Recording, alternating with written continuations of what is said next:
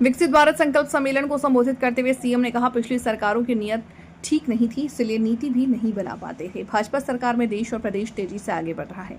मुख्यमंत्री योगी आदित्यनाथ ने कहा कि प्रदेश में माफिया की कमर टूट चुकी है, वो मिट्टी में मिल चुके हैं। वहीं बुंदेलखंड का नौजवान पलायन करता था, लेकिन अब नौकरी कर रहा है। पिछली सरकारों की नीयत ठीक नहीं थी, इसलिए नीति भी नहीं बना पाते थे। भाजपा सरकार में देश और प्रदेश तेजी से आगे बढ़ रहा है।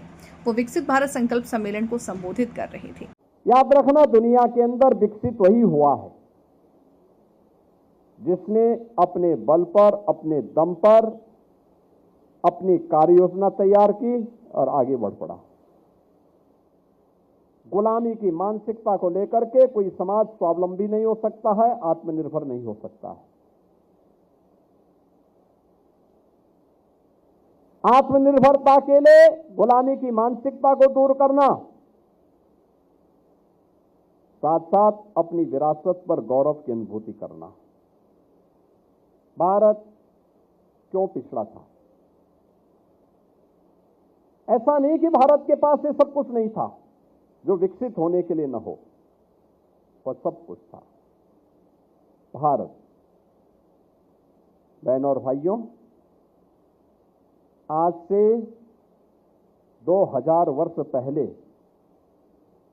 तक पूरी दुनिया की जितनी अर्थव्यवस्था थी, जितना धन धान्य वैभव और समृद्धि दुनिया के अंदर थी, उनमें से 44% हिस्सेदारी केवल भारत की थी। केवल भारत की, केवल भारत की थी। भारत में तब तक्षशिला दुनिया का सबसे प्राचीन विश्वविद्यालय भी था और बृहत्तर भारत का हिस्सा था। दुर्भाग्य से पाकिस्तान में चला गया।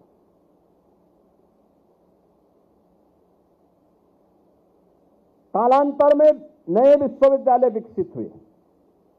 नालंदा भी हुआ, विक्रमशिला का हुआ, काशी के हुए, तमाम अन्य विश्वविद्यालय अलग अलग स्थानों पर। अगर काशी विद्या की नगरी थी तो नौलद्वीप वेस्ट बंगाल में नौलद्वीप था। दक्षिण भारत में कांची थी। मध्य भारत में इन आपके महाकाल की भूमि थी। ये सभी ज्ञान की धरोहर थी हमारे पास। कुंभ के जो 4 क्षेत्र हैं, ये परस्पर ज्ञान के आदान प्रदान की, विद्वानों और ऋषि परंपरा की भूमि हुआ करती थी। इस पर व्यापक मंथन होता था। ये केवल आकर के संगम में स्नान करने का माध्यम नहीं था। ये ज्ञान की धाराओं को आपस में जोड़ने, उसको आदान प्रदान करने के भी ये माध्यम हुआ करते थे। आज से 400 वर्ष पहले तक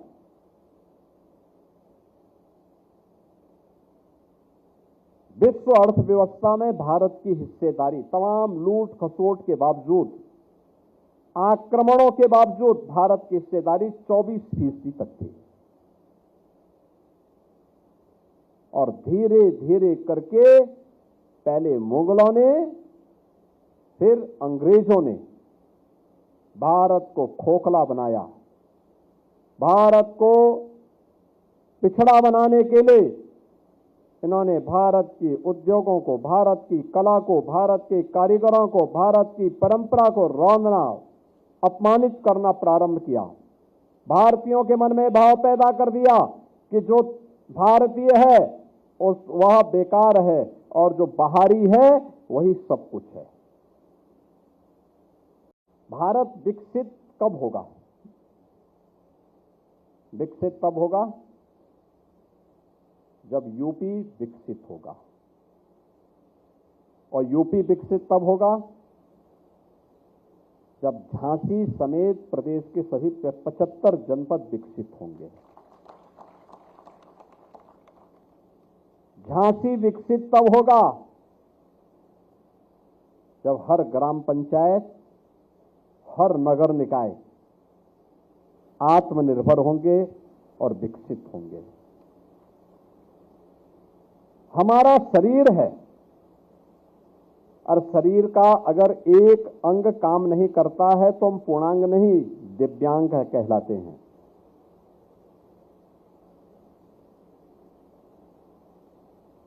यानी विकास का मतलब वह सर्वसमावेशी हो। प्रधानमंत्री जी ने 2014 में आने के बाद क्या मंत्र दिया था? सबका साथ, सबका विकास, सबका प्रयास और सबका विश्वास। 140 करोड़ भारतवासियों का विश्वास जब जुड़ेगा, 140 करोड़ भारतवासियों का जब सामूहिक प्रयास होगा, 140 करोड़ भारतवासियों के विकास के लिए जब कार्य योजना बनेगी और 140 करोड़ लोग जब एक साथ मिलकर के प्रयास करेंगे तो गुलामी के ढांचे को हटने में देर नहीं लगती और भगवान राम के भव्य मंदिर को बनने में भी फिर देर नहीं लगती है। भगवान राम का मंदिर का मतलब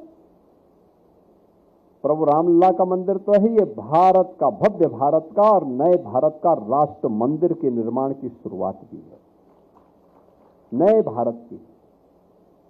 याद करिए 2022 में जब दुनिया इस सदी की सबसे बड़ी महामारी कोविड-19 की चपेट में थी, कोरोना जैसी महामारी के सामने अस्त यानी पूरी तरह लेटी हुई थी, हिम्मत हार चुकी थी, तब भारत के यशस्वी प्रधानमंत्री भारतवासियों को आगामी 25 वर्ष की कार्य योजना के साथ जोड़ करके विकसित भारत की संकल्पना के साथ जोड़ रहे थे। और उस समय मोदी जी ने कहा था कि विकसित भारत के लिए 5 प्रण चाहिए, 5 प्रण, 5 प्रकार के संकल्प हम सबके जीवन के होने चाहिए। ये 5 प्रण क्या? उन्होंने सबसे पहले कहा गुलामी की मानसिकता से मुक्त होना, दूसरा विरासत का सम्मान करना, तीसरा देश के शहीदों का, सेना के जवानों का, रक्षा क्षेत्र के लिए यूनिफॉर्मधारी फोर्स का सम्मान करना, चौथा सामाजिक एकता के लिए कार्य करना और पांचवा नागरिक कर्तव्य। विदेशी आक्रांता क्यों सफल हो रहे थे? ऐसा नहीं कि उनके पास फोर्स ज्यादा रही हो, उनके पास फोर्स ज्यादा नहीं थी, ताकत भी ज्यादा नहीं था, वे हमसे बलशाली नहीं थे, वैभवशाली भी नहीं थे, शक्तिशाली नहीं थे, हमारे पास सब कुछ था, बल भी था, बुद्धि भी थी, वैभव भी था। हमारे पिछड़ने का कारण क्या था? एक कारण था और वह था हम विभाजित थे, जाति के नाम पर, क्षेत्र के नाम पर, भाषा के नाम पर, अलग अलग वादों के आधार पर हम विभाजित थे। हमारी निष्ठा देश के लिए नहीं, सनातन धर्म के लिए नहीं, हमारी निष्ठा अपने लिए स्वयं के लिए थी, अपनी जाति विशेष के लिए थी। परिणाम क्या था? विदेशी आक्रांता पहले हमें तोड़ते थे, फिर हमें काटते थे, फिर हम पर राज करके हमें ही गुलाम बना देते थे। यही तो हुआ। आप इतिहास उठा करके देखिए, यही होता रहा। इसलिए एकता पर बल देना, जो एक समाज को जाति के नाम पर बांट रहे हैं ना, ये समाज के हितैषी नहीं। और अगर देखना हो, जब इनका शासन था तब ये क्या करते थे? अपने परिवार का भरते थे, तब परिवार के लिए कार्य करते थे। और जब सत्ता से बेदखल कर दिया जनता ने, तो अब जाति के नाम पर समाज को बांटने का फिर से काम करने लग गए हैं। हमें इससे सावधान होना, इसलिए सामाजिक एकता